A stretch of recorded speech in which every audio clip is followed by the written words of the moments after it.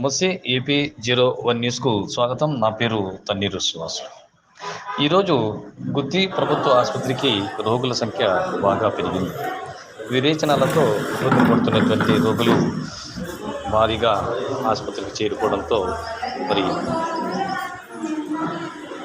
సిబ్బంది సైతం ఇబ్బంది గురైనట్టు తెలుస్తుంది.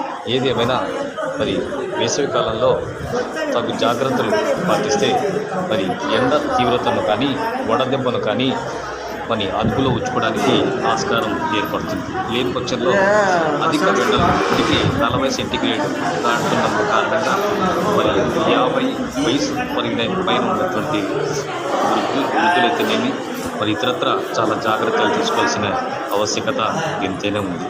మరి మంచినీరు కానీ మజ్జిగ కానీ ఎక్కువగా సేవిస్తుంటే కొంతమేర వడదెబ్బకు గురి కాకుండా ఉండే అవకాశాలు ఉన్నాయి.